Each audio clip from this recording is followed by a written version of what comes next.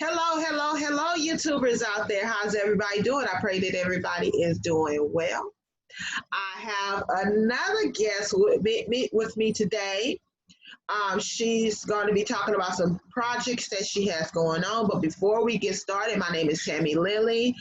Welcome to Tammy Lily's channel. Make sure you hit subscribe down at the bottom as well as a notification bell so you can get updates on new videos I have coming in. This platform is about hashtag support begin support. This is a platform that was created to be able to support other business owners in their endeavors. The reason why I'm running as hashtag support begin support is because if you have got the opportunity to read the Holy Word, in Genesis, it says the father begat the child. And so, in order to create that child, that father has to be there. So that's the reason why I named it. It was given to me the name Support Begins Support because I know that once you support others, support is going to come back to you. So that is a platform that I'm running on. The name of this is the Review Corner. I do interviews as well as product reviews. So without any further ado, we're going to get started with our guest. Miss Erica, if you start out by introducing yourself.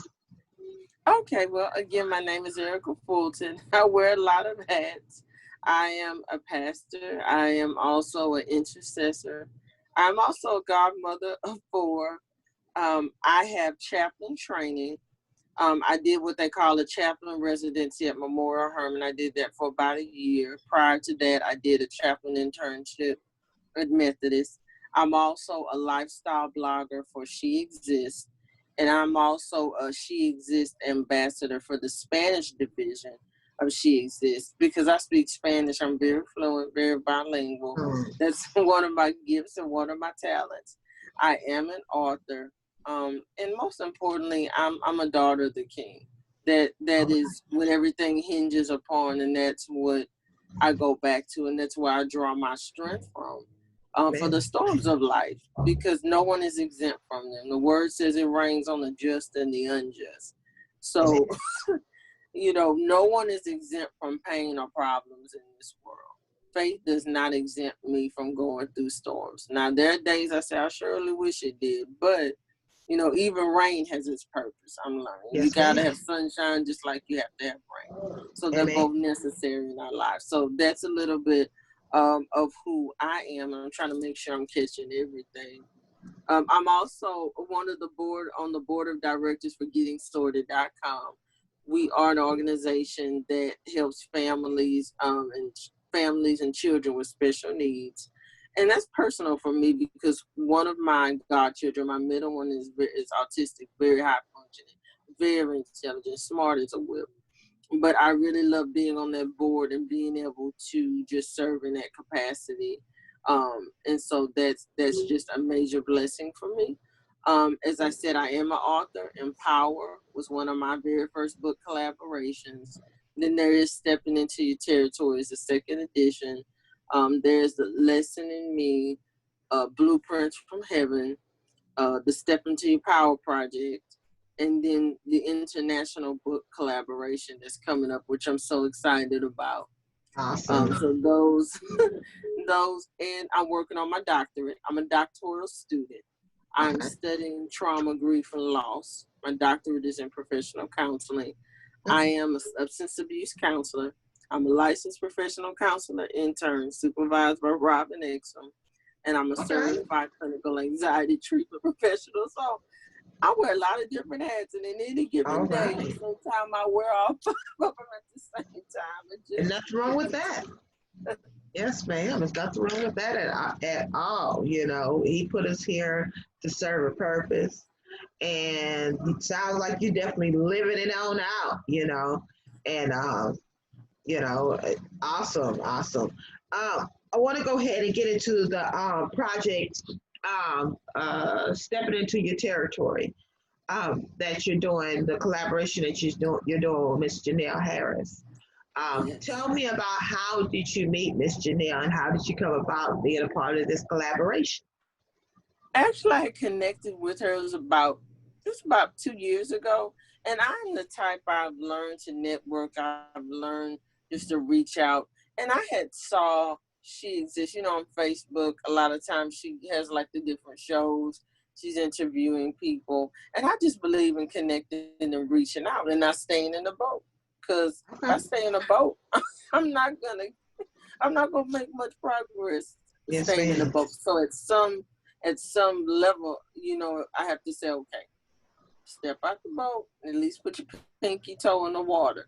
But I had connected with her, and I had actually been on her show like maybe 4 or 5 months prior to coming on to the project. And so I saw it stepping into your territories, and that's how I got connected to the project. And you know, it's I tell you, God's timing is so perfect because my mom, I just laid my mom to rest. She died in April, and the project gave me a chance to really get my feelings out on paper and begin the process to transition. I knew I was going to begin to go through on my grief journey. So the project and the title, you know, it really spoke to where I was, and it still speaks to not just where I was, but where I am in my grief journey, and where I think life can call us, that we have awakenings and things happen, and there are chances to awaken, but sometimes we don't recognize them because they don't come in the way we thought they should. You know, we thought it was going to be nice and painless, and it wasn't going to hurt, and we wasn't going to have to shift or go through any sort of growing pains. And, you know, I'm just starting to realize that awakenings can be painful, but they're necessary. Yes, ma'am, they are indeed. And my condolences when your mother's passed, and I know that is definitely hard. Been there, done that. No matter what age you are, it's always hard when you lose your rock. You know, you lose your mother. You know, to some of us, that's our lifeline. So my condolences for that. I want to go ahead and briefly talk about your other project you have going on, the Calm Corner. Tell us a little bit about that.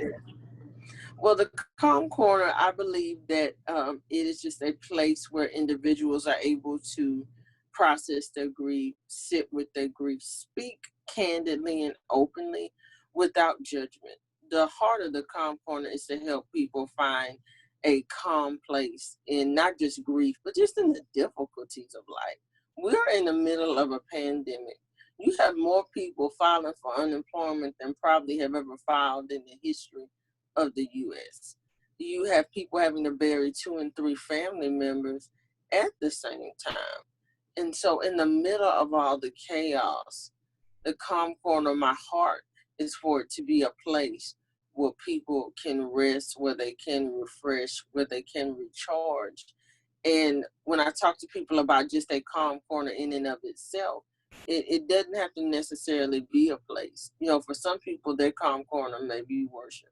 For some people, their Calm Corner may be cooking. For some people, their Calm Corner may be a sport.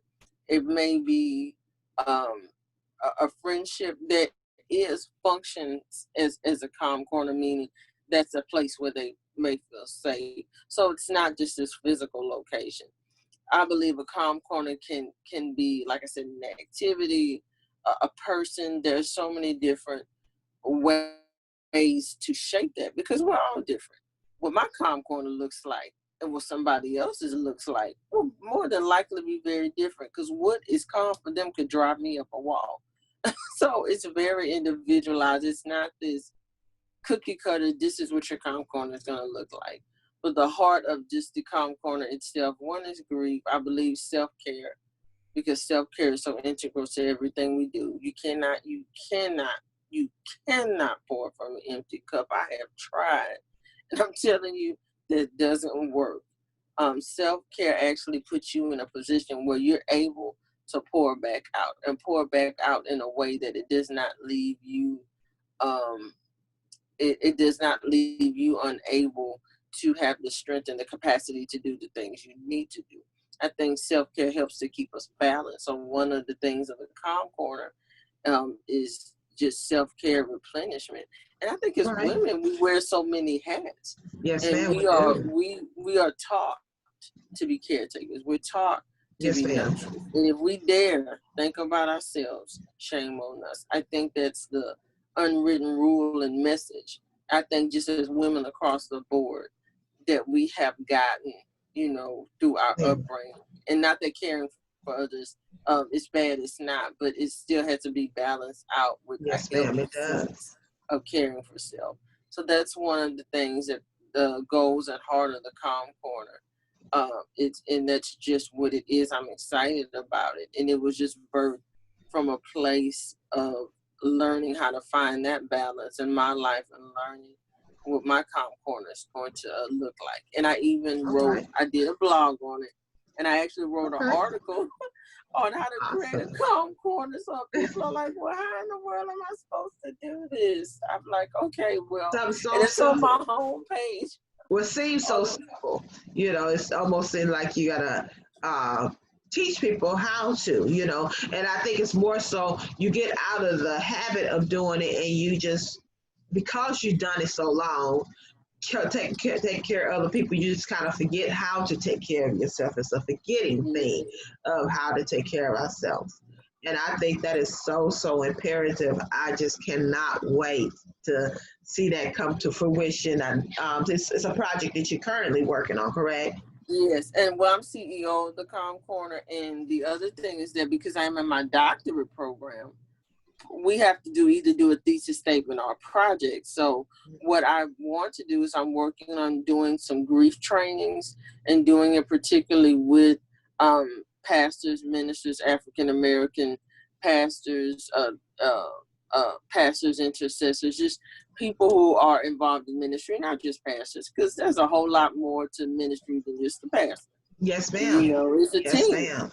And so I believe that if you have any pastoral staff, that everyone needs to understand grief from a clinical dimension. And I don't think we've always had that element within African American churches. And I mean, I won't go deep into it, but I mean, there are historical reasons. There's valid historical reasons, but the trajectory is starting to shift because you have people looking like me that are now licensed professional counselor interns.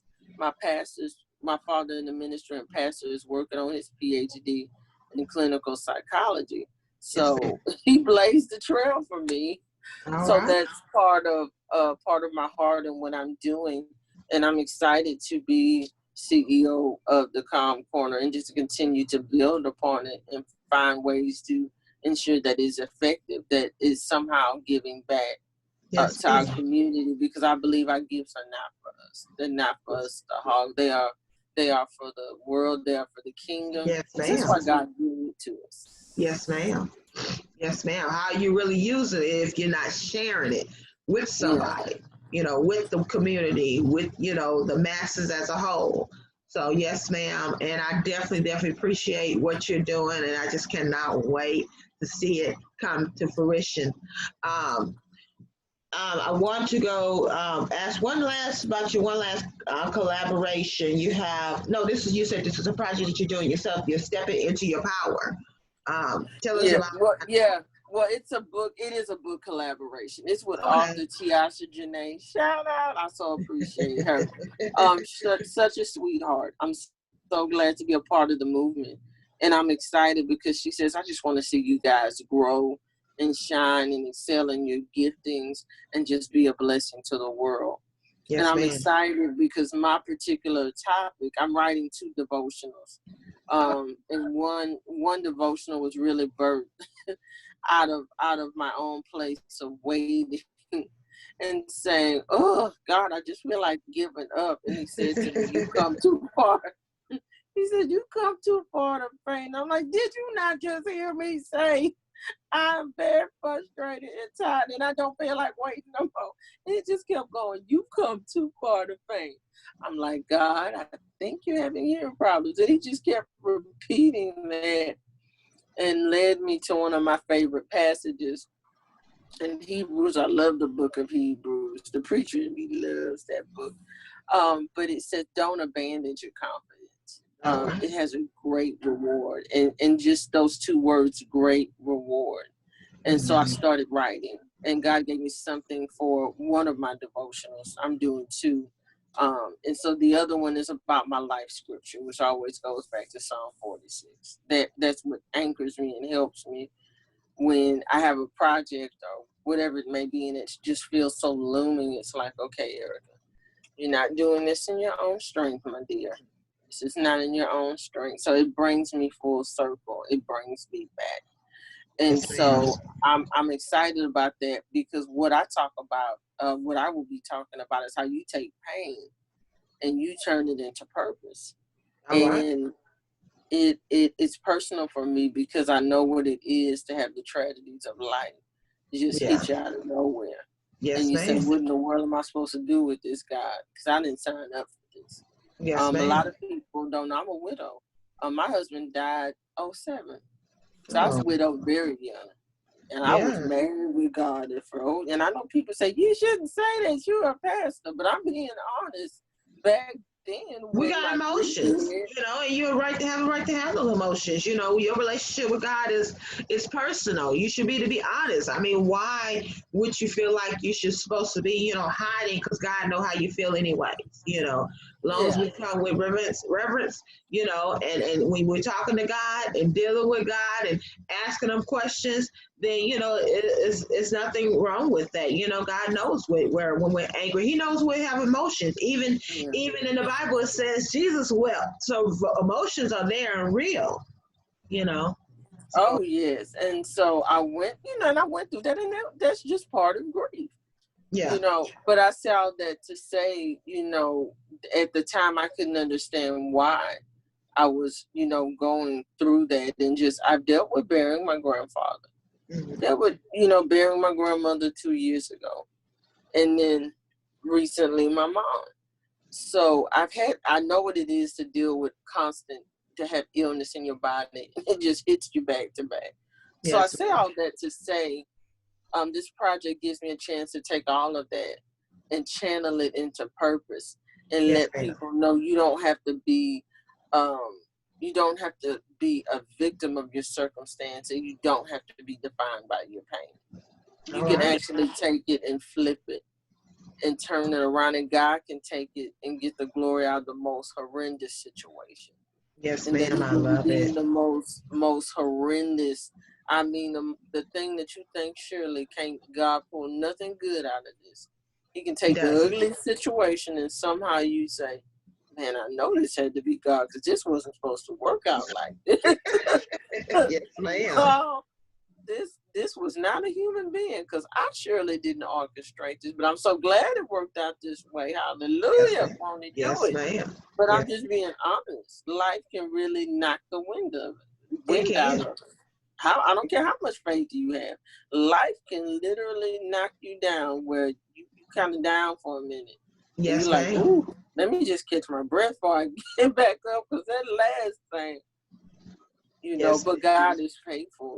Jesus is faithful. And so I'm excited about the project and just being part of the movement, just helping people to take that pain and turn it into power. Like, come on, take that grief and turn it into power. yes, Let ma'am. that be an invitation to awaken, because grief can be that. It Yes, doesn't have to ma'am. be this horrible thing we avoid. Yes, ma'am. Awesome. I love it. I love it. I can't wait to see it come to fruition. Um, Last but definitely not least, tell us one thing that you would like for us to know about you that we cannot read in a book, that we cannot see on the internet, that you want us to know about you. Oh, wow. Okay, I'm trying to think. That's a good question. I'm kind of having a pause for 2 minutes, something that's not in the book. I'm trying to think about me. That's a good one, because that question makes I'm kind of having to go, something about me that's not in the book, but that's Yes, ma'am. very reflective of my personality. You know what? I will go back just to my faith of that being that grounding place for me. Yes, ma'am. That place where I can scream, holler, and shut my prayer door room and say, God, I know that, the words that we enter into your gates with thanksgiving and come into your courts with praise. But right now, I got to scream a little bit before I do all that. Because right now, this is where I am. And I think what I would say, maybe not necessarily about me, but yet it's connected to me. And I'd say that for me, I've learned how important and vital it is for us to be vulnerable. Yes, ma'am. In the presence of God, and be ma'am. vulnerable with where we are at. Because I think many times we are not honest. I think sometimes we even come to God with our church faith. Huh?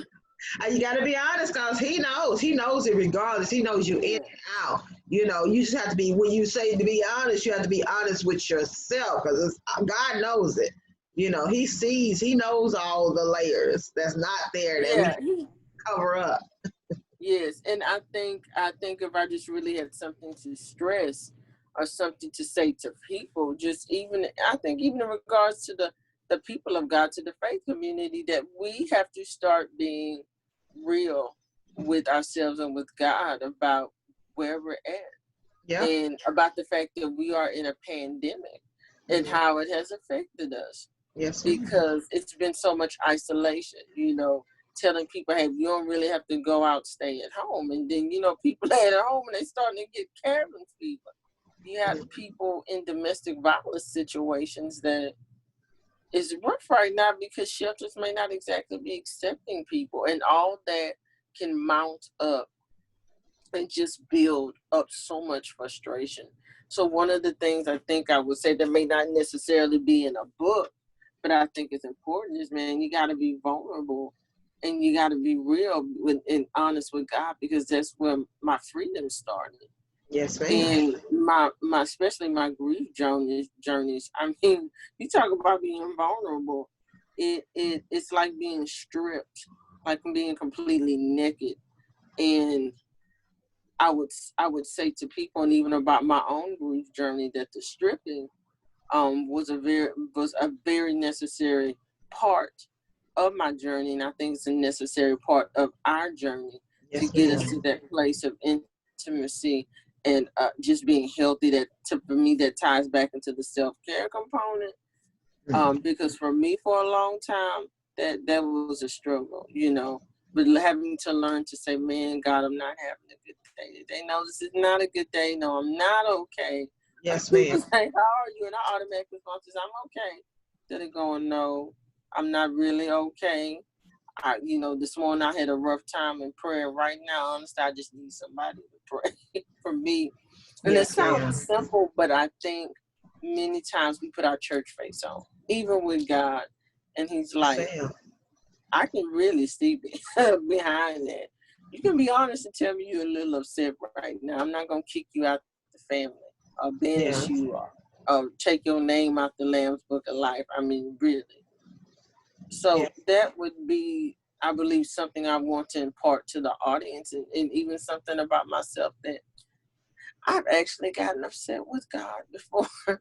But he can handle it. And though I'm not in that space anymore, I say all that to say it is okay to not be okay, and to let God truly be our safe place. And to allow him to become that safe place that the psalmist talked about in Psalm 46. God is my safe place. And we say it, but how is that lived out? So I'm learning to live that out. And I don't think that's in necessarily any of my books per se, word for word, but that is something I would like to share with my audience on this morning. Let God be your safe place. Awesomeness. All right, Miss Erica, I want to thank you so much for taking the time out to interview with me. I hung on your every word. I love it, and it just, sometimes when people say things, you may know it, and it kind of solidifies it a little further when somebody else says, you like, man, I've been thinking that too. So definitely thank you for getting on with me and blessing me with your presence, blessing me with your stories, blessing me with the list of things that you have going on. Definitely make sure that you send the information to me in regards to how to purchase these books, if they're able to be purchased right now. Yeah. Um, Miss Erica is going to send me her information so we can put that in there so people know how to contact you. Yes. Just real quickly go through it and tell us the platforms that you're able to be contacted from, your email Oh, address and all that. okay. Okay. Well, one of the platforms I can be contacted on is Instagram as author Erica Fulton. I'm also on LinkedIn as Erica Fulton. My email is thecalmcorner.org@outlook.com. I also have my business Cash App. If people want to pay for the books through Cash App, Empower is available for purchase. I am doing pre-orders for Stepping Into Your Power for both the book and the workbook, because you can get it as a bundle, or you can buy the book separately, or you can buy the workbook separately. You'll pay more buying it separately. The bundle is like $50. But I'm doing pre-orders for that one. But I have Empower. I literally have those books on hand right now. I have about some in my inventory because I had ordered some months back. The Step Into Your Territory project. We're still just kind of getting that prepared and all that stuff. So that's not quite ready for purchase because we're not doing pre-orders for that one. But when it does become available, I will send you an email and a heads up and let you know. I'm trying. Oh, and Blueprints from Heaven, that is available for pre-order. That book is about $30 with shipping and handling because it's a devotional. And in that book, I take on the character of Sarah. Oh, okay. And so that's who I identify with. She was barren. And she had a promise, she had an in-between, and then she had a manifestation. All right. And I call it a Sarah season. So I talk about the things that I learned in my Sarah season. Okay. And that's the heart of my part of the devotional. And I have certain questions. And some of the questions are counseling oriented because I am a counselor. So part of that kind of comes out like the counselor and the preacher merged together. In that, so that was a very I really enjoyed that one. So that's for pre-order if people want to pre-order. And my Cash App, the Calm Corner, just like the $ in the Calm Corner, that's my Cash App. Okay. And when there's one more thing too, now I do offer addiction counseling services because I'm a full-fledged substance abuse counselor. Okay. Awesome. All righty. Thank you so much, Miss Erica. Just a wealth of knowledge, a wealth of resources, and thank you so much for letting God use you in a mighty way. I want to thank you. Thank you so much, Miss Erica. This is Tammy Lily on the Tammy Lily's channel. Thank you so much for watching. Everyone be blessed.